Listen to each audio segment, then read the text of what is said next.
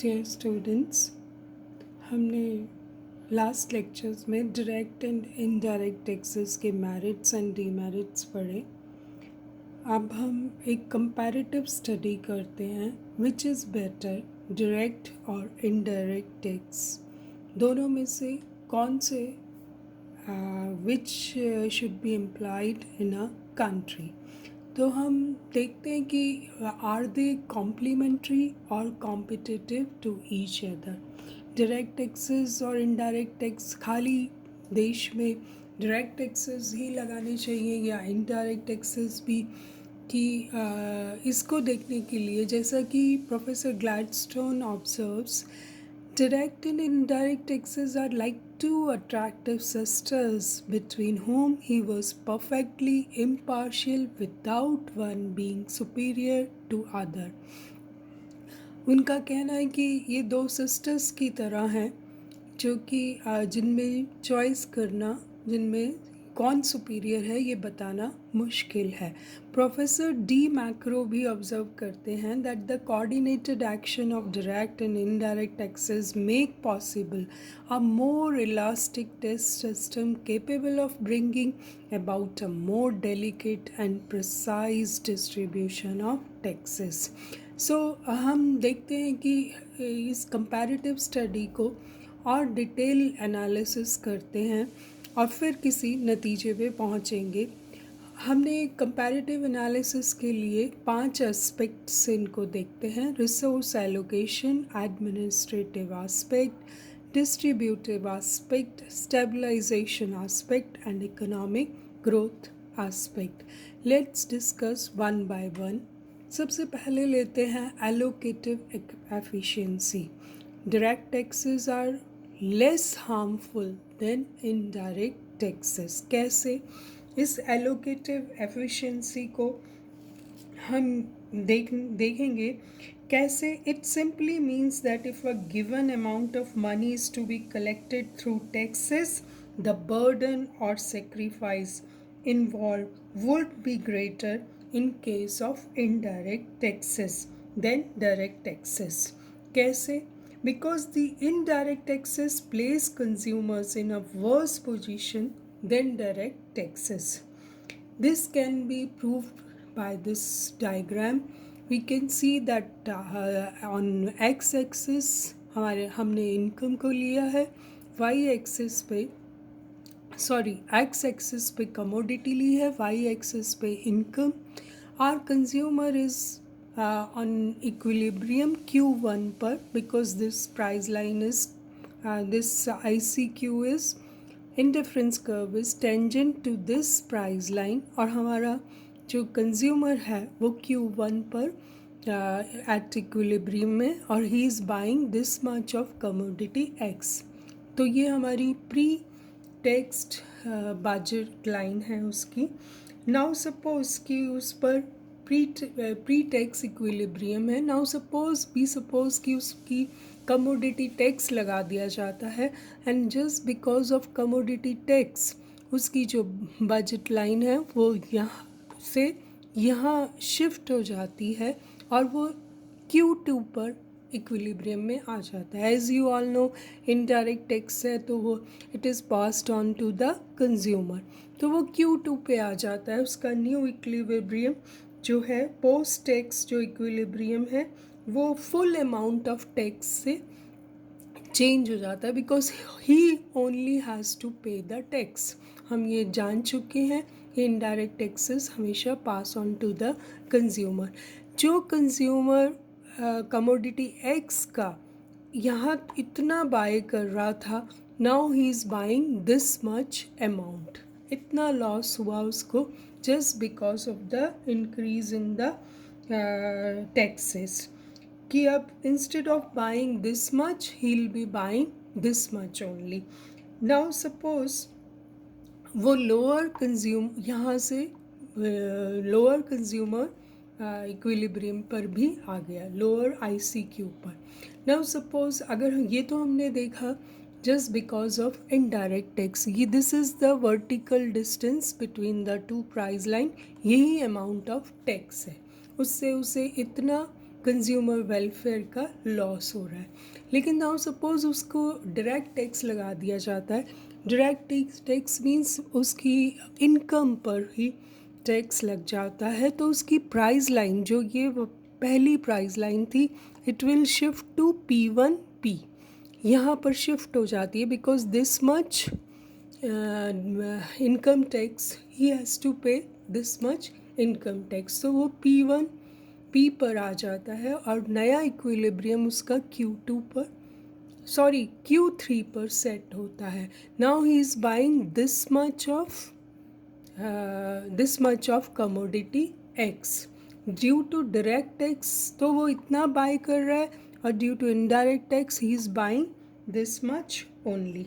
तो आप देख सकते हैं कि कंज्यूमर की डिस्पोजेबल इनकम में चेंज आते ही उसकी इक्विलिब्रियम पोजीशन भी चेंज हो जाएगी, and the new equilibrium places the consumer at a higher indifference curve than before. तो इससे हम क्या इन्फ्रेंस निकालते हैं कि जो इनडायरेक्ट टैक्स है, it reduces consumer welfare by large magnitude than a direct tax. Direct tax की वजह से उसका जो मैग्नीट्यूड है वो कम है if we compare it to indirect tax. Hence, it can be concluded that the direct tax is less harmful in its effects on the allocation of resources than indirect tax. Next हम लेते हैं administrative aspect से। अगर हम देखें तो ये आज हम पढ़ चुके हैं इस बात को कि direct taxes are difficult to collect because you have to check the accounts of each and every person. It needs efficient experts जो कि टैक्स स्ट्रक्चर को जानते हों, जबकि cost of collection of indirect taxes is smaller as it is collected from businessman and wholesalers. तो उन लोगों से टैक्स कलेक्ट करना इजी है। प्रोफेसर पेस्ट भी जस्टिफाई करते हैं इनडायरेक्ट टैक्सेस को in developing Nations. Why? Because the people, large number of people, producers, consumers, सभी लोग जो हैं they are unable to maintain accounts, they are illiterate people. So administrative point of view से भी देखें तो we need a complex and efficient administrative machinery to look after the tax structure, और वो डेवलपिंग नेशंस में नहीं होता। तो इट इज़ बेटर, यहाँ पर बहुत सारे कंज्यूमर्स, बहुत सारे सेलर्स, बहुत छोटे छोटे बिजनेसमैन, होलसेलर, तो इट इज़ बेटर कि डेवलपिंग नेशंस में इनडायरेक्ट टैक्स को लगाया जाए।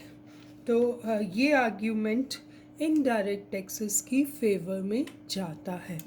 नेक्स्ट हम देते हैं डिस्ट्रीब्यूटिव आस्पेक्ट से देखते तो it goes in favour of direct taxes. कैसे? Because direct taxes is an effective tool to reduce income inequalities. हम ये बात पढ़ चुके हैं मैरिट्स में। Direct taxes are progressive in nature unlike indirect taxes which are regressive in nature. हमने देखा दोनों की प्रकृति में फ़र्क है, इसलिए direct taxes are better desirable.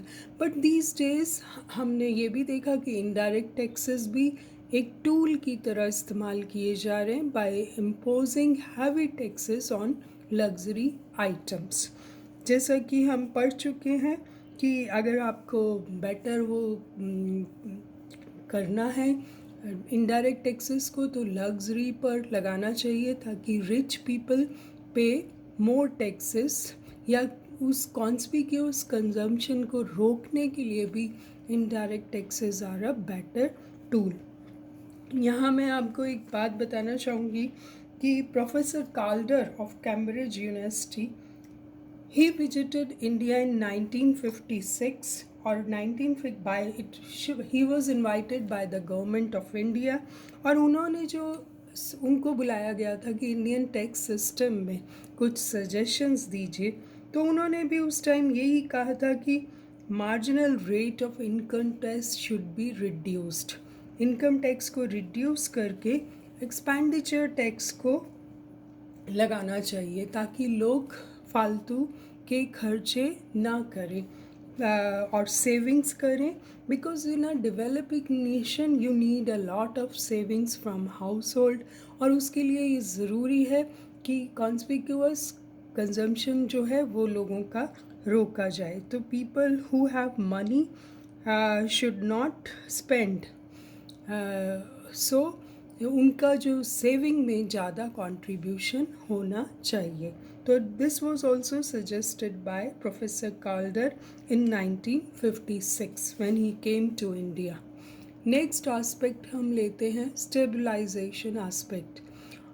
आपने ये भी पढ़ा कि डायरेक्ट टैक्सेस में एक इनबिल्ट प्रॉपर्टी होती है कि वो ऑटोमेटिकली स्टेबलाइजर्स की तरह काम करते हैं इन times of economic fluctuation.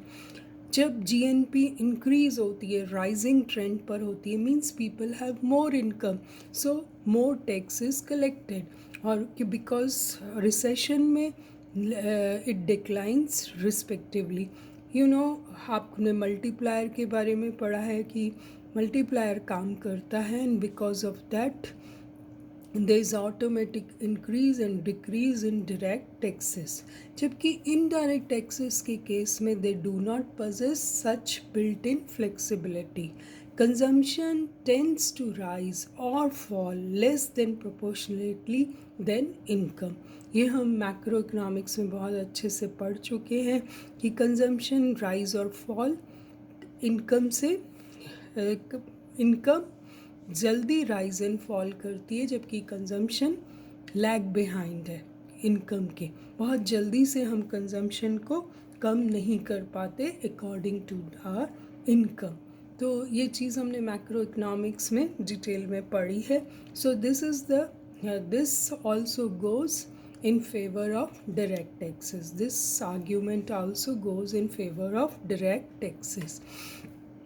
Now, अगर हम इकोनॉमिक ग्रोथ के एस्पेक्ट से देखें तो high rates of income tax जो हैं एंड कॉरपोरेशन टैक्स में डिस्करेज इन्वेस्टमेंट एंड ग्रोथ। बहुत बड़ा एक रीज़न दिया जाता है डायरेक्ट टैक्सेस के अगेंस्ट कि if you tax the people just because of their higher income, they will be discouraged to invest and grow, because क्या होगा कि they will reduce supply of work और उनके leisure hours बढ़ जाएंगे। जब उन्हें पता लगेगा कि ज़्यादा कमाने से उनकी इनकम टैक्स लग जाएगा तो they will have no incentive to grow. So उनके लेजर आवर्स बढ़ जाएंगे और सप्लाई ऑफ वर्क एफर्ट भी कम हो जाएगा। In developing Nations indirect taxes contribute more to economic growth by curtailing conspicuous consumption and undesirable investment and growth. तो developing Nations का case different है। Raising resources through indirect taxes may lead to cost push inflation. बहुत बड़ी problem है, हम पढ़ चुके हैं कि डायरेक्ट टैक्सेस जो हैं they are either forward shift किए जाते हैं या बैकवर्ड शिफ्टिंग होती है। तो उससे क्या होता है, कॉस्ट पुश इन्फ्लेशन भी इकोनॉमी में देखने को मिलता है, which is very very harmful for a growing economy. तो इकोनॉमिक ग्रोथ के एस्पेक्ट से भी हम देखें तो डायरेक्ट टैक्सेस के भी कुछ डीमेरिट्स आते हैं। तो इनडायरेक्ट टैक्सेस भी sometimes lead to cost push inflation. तो वी नीड तो फिर क्या करना चाहिए? कोई हमने पांचों एस्पेक्ट्स देखे, कोई वन इज़ और other is going in favour of direct, some aspects are in favor of indirect taxes. तो conclusion हम यही निकालते हैं कि direct and indirect taxes are complementary to each other. We need a proper balance ताकि हम दोनों ही टैक्सेस से मैक्सिमम रेवेन्यू भी ले सकें और पब्लिक का वेलफेयर भी हो। और ये दोनों चीज़ें डिपेंड करेंगी economic condition and the revenue requirements of a country, whether it is a developed country or developing country, and what is the revenue requirement of a country. So आपने देखा comparative direct and indirect analysis को. ये topic हम यहीं ख़त्म करते हैं. Will start with a new topic in next lecture. Thank you so much.